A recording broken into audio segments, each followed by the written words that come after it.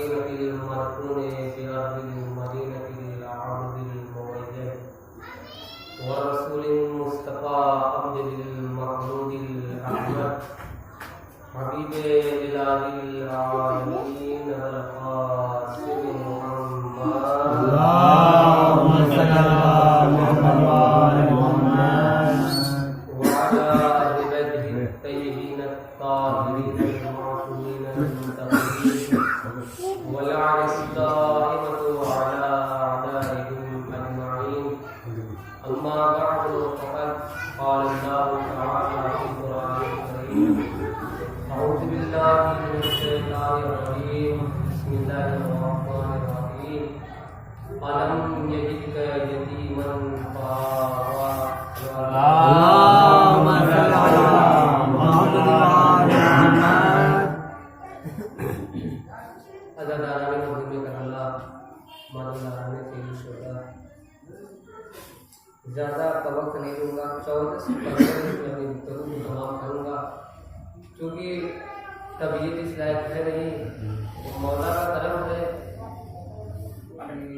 کل سے میں سانس لینے بہت پریشانی ہوئی، سردی کی وجہ سے یہ عالم تھا، لیکن یہ اللہ کا کرم ہے. یہ اس کا ذکر ہے جس کے لیے کہا گیا ہے یا من اسمہ دوا، اے وہ کہ جس کا اسم دوا ہے، وہ ذکر ہو شفا، جس کا ذکر شفا ہے.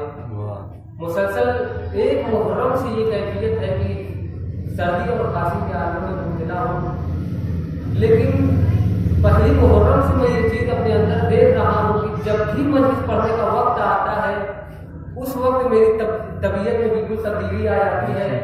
جہاں گفتگو کرنے کے قابل نہیں رہتا ہوں وہاں پر آج میں 15 منٹ 20 منٹ 25 منٹ یہاں تک کہ ایک دن میں 3-4 مجلسیں مولا کی طرف سے پڑھ لی ہے. یہ اس کا ذکر ہے. تو زیادہ وقت نہیں اس کا خدا عالم قرآن مجید میں ارشاد فرماتا ہے: علم مجید سے یتیمن فآویٰ، کہ اے میرے حبیب کیا ہم نے تجھے یتیم نہیں پایا، تیری پرورش نہیں کی. اور اس کا ذکر کروں گا جس کے ایمان کو لے کر امت مسلمہ میں ایک بڑا اتفاق ہے. دونوں میں الگ الگ مختلف رائے اور مشورے ہیں. جس کے ایمان کے بارے میں مختلف نظریات ہیں. کسی اور کا نہیں، آج مولا کائنات حضرت علی بن ابی طالب کے والد گرامی کے ایمان کے موضوع اور عنوان پر گفتگو کرنا چاہتا ہوں. بعض لوگ کہتے ہیں کہ معاذ اللہ جناب ابو طالب حالت کفر میں اس دنیا سے ہجرت کر کے گئے تھے.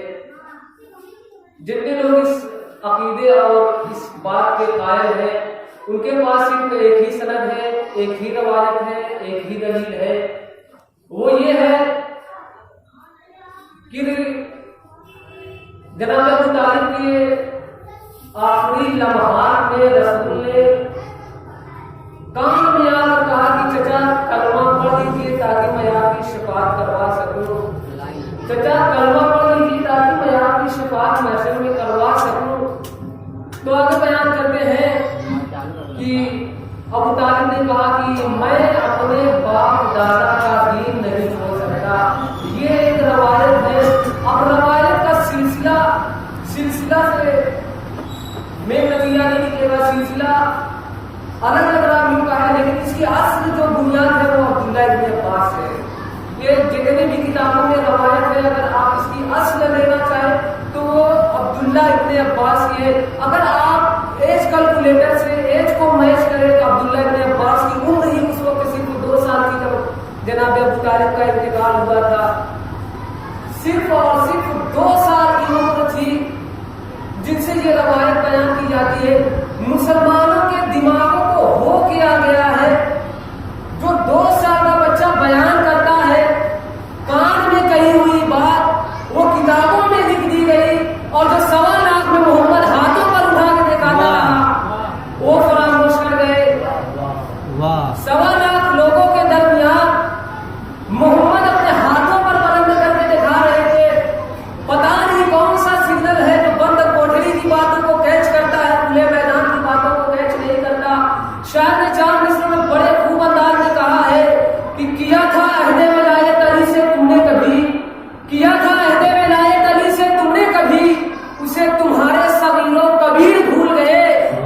30 पारों का कुरान हिफ्ज कर डाला, ये 4 हर्फ का लफ्ज़ गदीर भूल गए। वो 30 पारों का कुरान हिफ्ज कर डाला, ये 4 हर्फ का लफ्ज़ गदीर भूल गए।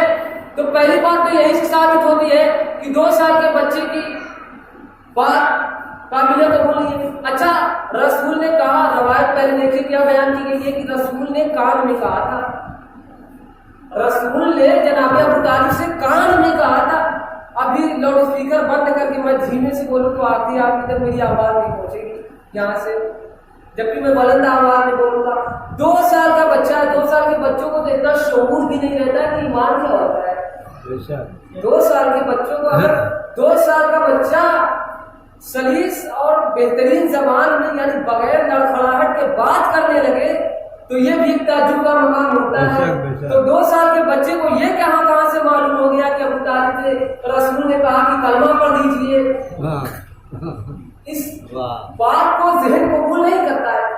अब अच्छा चलिए ठीक है कि रवायत आपकी है, आप नमाज पढ़ते हैं तो आपकी नमाज में जब सलाम पढ़ते हैं अल्लाहुम्मा सल्ली व सल्लिम कमा सल्लैत व बारकत अला इब्राहीम व आले इब्राहीम,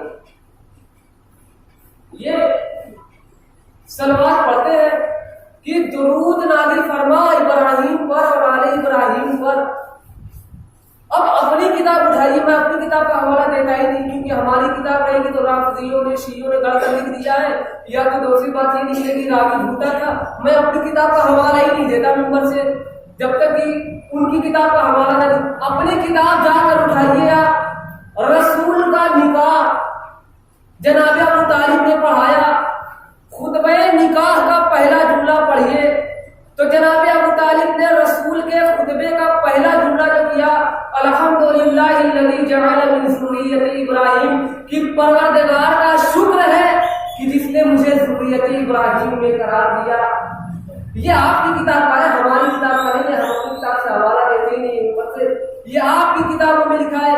अच्छा ये बताइए, इस्लाम की सबसे पहली जो दावत थी, दावत जुल अशीरा, वो कहाँ हुई थी? वाह वाह वाह, दावत जुल अशीरा कहाँ हुई थी? अबू तालिब के घर। अबू तालिब का घर कहाँ था? मक्के में। अल्लाह का घर कहाँ था? वो भी मक्के में था। जब अल्लाह की बात हो रही है तो अल्लाह के घर से होनी चाहिए थी। अल्लाह की बात है, अल्लाह के दीन की बात है तो अल्लाह के घर से होनी चाहिए थी। अबू तालिब के घर से क्यों हुई, ये बता दीजिए। अब कहते हैं कि मसला ये बनता था कि परेशानी ये पेश आई कि वो खाने का शहर बहुत बड़ा था, अल्लाह का घर मक्के में था, लेकिन एक परेशानी बनती थी। क्या परेशानी क्या थी? परेशानी ये थी, अल्लाह के घर में बुत बहुत ज्यादा थे। अल्लाह के घर में बुत बहुत ज्यादा थे। अब मुसलमानों से मेरा सवाल ये है कि अल्लाह को जिसको रहमान मानते हो उसके घर में बुत नजर आ गया, और जिसके काफिर कहते हो उसके घर में बुत नजर नहीं आया।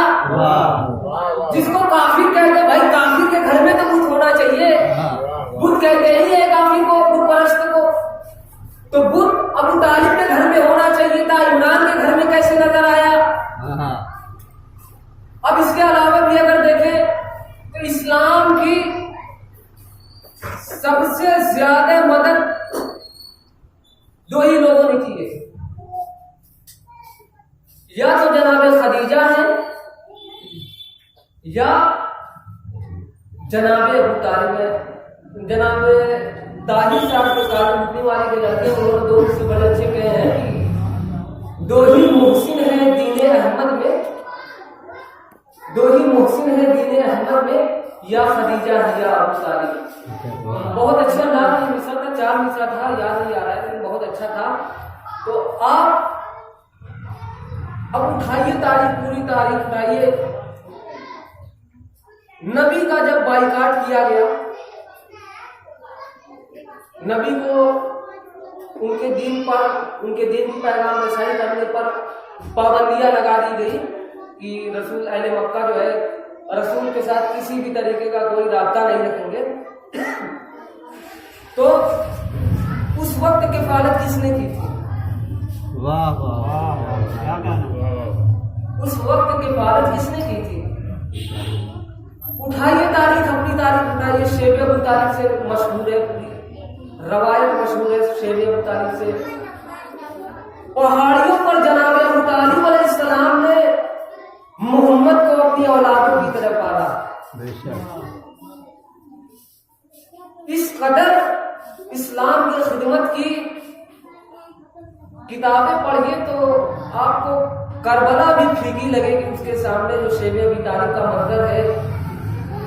یہ عالم تھا کہ جناب ابو طالب درخت سے پتیاں توڑ توڑ کر بچوں کو کھلاتے تھے. وہ ابو طالب تھے. مولا کائنات مشکیزے میں پانی بھر کر پہاڑوں پر لے کے چڑھتے تھے. اس طریقے سے 3 سال مولا حسین نے کربلا کے میدان میں کتنے دن آپ کو غذا بند رہا؟ 3 دن. 3 دن مولا حسین علیہ السلام نے کربلا کے میدان میں یہ زحمتیں، پریشانیاں اور مظالم کو برداشت کیے اسلام کے خاطر. لیکن اسی اسلام کے خاطر ابو طالب نے 3 سال تک ہر طریقے کے مظالم کو برداشت کیا، ہر طریقے کے امتحان پر صبر کیا. اور 3 سال بعد جب بائیکاٹ ختم ہوا تو پہاڑی سے جب یہ قافلہ نیچے اترا تو اب کتاب کی روایت کے جملے میں پڑھ رہا ہوں کہ ابو طالب کی کمر جھکی ہوئی تھی. اس طریقے سے کفالت اسلام، کفالت رسول خدا اور کفالت مولا کائنات میں مشغولیت تھی کہ جناب ابو طالب کی کمر جھک گئی تھی. اور جناب ابو طالب اور رسول خدا میں جو نیچے آنے کے بعد، پہاڑی سے نیچے آنے کے بعد جو گفتگو ہوئی، جناب ابو طالب نے ہاتھ جوڑ کر آنکھوں سے آنسو جاری تھے اس عالم میں کہا، اے بھتیجے، میری کیپیسٹی، میری استطاعت، میری حیثیت میں جتنی خدمت اسلام تھی میں نے انجام دی. لیکن اب بھی اگر تجھے میری ضرورت پڑے تو کل میری اولاد تیرے ساتھ رہے گی. رسول کی آنکھوں سے اشک جاری ہوئے. کہا، اے میرے چچا، آپ نے میرے دین کو اس کے پیروں پر کھڑا کر دیا. اب میرے دین کو اتنے دشمن بھی نظر نہیں آ رہے ہیں جتنے دشمن تھے. تیرا محمد پہ بہت احسان ہے. اور اس طریقے کی روایت کتب اہل سنت میں بہت زیادہ تفصیلات سے بیان کی گئی ہے. بس مطالعے کی ضرورت ہے. ایک ہوتی ہے معرفت اور تعارف میں فرق ہوتا ہے. جاننا میں اور معرفت میں فرق ہوتا ہے. مثلا میں جانتا ہوں کہ مجلس ہو رہی ہے، یہ جاننا ہوتا ہے. اب معرفت کیا ہوتی ہے؟ معرفت یہ ہے کہ مجلس کا مقصد کیا ہے. امام حسین علیہ السلام کے کربلا میں قربانی جو پیش کی تھی، کس وجہ سے پیش کی تھی، کیا ہدف تھا، کیا مقصد تھا. مجلسوں میں ان چیزوں کو بیان کرنا یہ ہوتی ہے معرفت. تو لہذا کتابوں میں جاننے سے کچھ نہیں ہوتا ہے. ایک توفیق ہوتی ہے، ایک معرفت ہوتی ہے. انسان کے اندر جب تک توفیق و معرفت نہیں ہوتی تب تک انسان لاکھ کتابیں پڑھے اس سے کوئی فائدہ نہیں ہونے والا. اور اہل سنت میں بھی تمام لوگ برے نہیں ہیں. اگر یہ نظریہ ہے کسی کا کہ غیر اہل سنت بیکار ہے تو وہ انسان سراسر غلط ہے. کیونکہ میں فقہ اہل سنت سے ہزاروں عالم کو ابھی آپ کے سامنے دکھا دوں گا جو خود اس بات کو قبول کرتے ہیں، اپنے منبروں سے بیان کرتے ہیں. ہزاروں عالم کو میں بیان کر سکتا ہوں جو ابو طالب کے ایمان کے قائل ہیں کہ ابو طالب با ایمان تھے، اور اکثر اپنے بیانات میں ابو طالب کے ایمان پر روشنی وغیرہ ڈالتے لہٰذا میں نے کہا تھا کہ زیادہ وقت نہیں ہوگا اور وقت بھی میرا قریب ہو ہی گیا ہے. تو جناب ابو طالب نے 3 سال تک تمام مظالم کو برداشت کیے. 3 سال یہ اور 3 دن کربلا کے میدان میں وہاں بھی آب و ہوا بند تھا, یہاں بھی آب و ہوا بند ہے. یہاں پر بھی پابندیاں لگائی گئی ہے, وہاں پر بھی پابندیاں لگائی گئی ہے. لیکن عزیزوں, کربلا میں اور شیب ابی طالب میں یہ فرق ہے کہ وہاں پر 4 سال کی سکینہ نہیں تھی, 6 ماہ کا علی اصغر نہیں تھا جس کی ماں کا روح خشک ہو گیا تھا. بس تو کربلا میں دردناک منظر ہے کہ جس کا اگر تصور کیا جائے تو آنکھیں نم ہو جاتی ہے. 6 ماہ کا علی اصغر جو اپنے بابا کی آواز پر لبیک کہتا ہے, اس کا بابا خیال حسینی میں آتا ہے.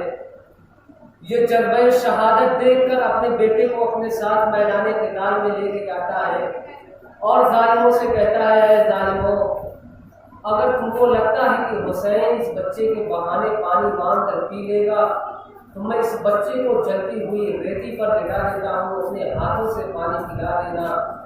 لیکن عزیزوں, کربلا کے ظالموں کے اندر اتنا بھی رحم نہیں تھا. اٹھا دیا اپنی آغوش میں, جیسے ہی اٹھانا ایک مرتبہ پوچھتے علی اصغر میں نمی محسوس کی. کیا دیکھا, کربلا کی زمین اتنی گرم تھی کہ پوچھتے علی اصغر میں چھالے ابھر رہے تھے. مولا نے کہا, بیٹا تو بھی تو حجت خدا کا فرزند ہے, ذرا اپنی پیاس کو ظالموں پہ ظاہر کر دے. جیسے ہی سنا تھا جناب علی اصغر نے اپنی سوکھی ہونٹ, اپنے سوکھے زبان کو سوکھے ہونٹوں پر پھیرنا شروع کیا. جیسے ہی سوکھی زبان کو سوکھے ہونٹوں پر پھیرنا شروع کیا, اپنی اشیاء میں قرآن برپا ہو گیا. ایک مرتبہ شمر کہتا ہے, اینا اینا حرملہ اتا کلام الحسین, اے حرملہ کہاں ہے حسین کے کلام کو مکتا کر دے. جیسے ہی حرملہ سنتا ہے تیرے سے شعبہ لیتا ہے, کمان میں جوڑتا ہے. کمان میں جوڑنے کے بعد جیسے تیر کو جوڑتا ہے, ارے سنسناتا ہوا علی اصغر میں پرواز ہوتا ہے. بچہ باپ کے ہاتھوں پر شہید ہو جاتا ہے. مولا حسین جناب علی اصغر کے لاشے کو کرنے کے پیچھے لے کر آتے ہیں, تلوار سے ایک لہر بناتے ہیں, جناب علی اصغر کو دفن کرتے ہیں. دفن کرنے کے بعد میدان قتال میں جاتے ہیں, جنگ کرتے ہیں. بس ابھی تو وہ وقت آ گیا کہ مولا حسین بھی جنگ کرتے کرتے جام شہادت کو نوش کر چکے. بس ابھی تو وہ وقت آیا جب شہیدوں کے سروں کو نوکے نیزے پہ بلند کیا جانے لگا. نوکے نیزے پہ سر بلند کیا جانے لگا. جب سروں کی تعداد شمار کی گئی تو کیا دیکھتے ہیں کہ 71 سر ہے. کہا گیا کہ ہم نے 72 کو شہید کیا گیا تھا, یہ 71 سر کیوں کہا, 71 سر کیوں ہے؟ کسی ظالم نے کہا وہ بچہ نظر نہیں آ رہا ہے جس کے لیے حسین پانی مانگ رہے تھے. جدید کہتا ہے مجھے 72 کے 72 سر چاہیے, مجھے کہیں سے بھی وہ سر لا کر دو. جیسے یہ سننا تھا کہ فوجیں اشکیا گھوڑوں پر سوار ہوئی, ہاتھوں میں نیزے کو لیے خیام حسینی کی طرف نیزے کو چباتے ہوئی بڑھی. ایک جگہ ایسی تھی جہاں مولا حسین علیہ السلام نے جناب علی اصغر کو دفن کیا تھا. ارے جیسے ہی نیزہ چباتے چباتے فوج آگے بڑھی, اس جگہ پر نیزہ مارا. ارے جیسے ہی نیزہ مارا, نیزہ کلیجے علی اصغر میں پیوست ہو گیا. ارے جیسے ہی نیزہ پیچا, جناب علی اصغر کا لاشا زمین سے باہر آ گیا. سیدنا سجاد دریا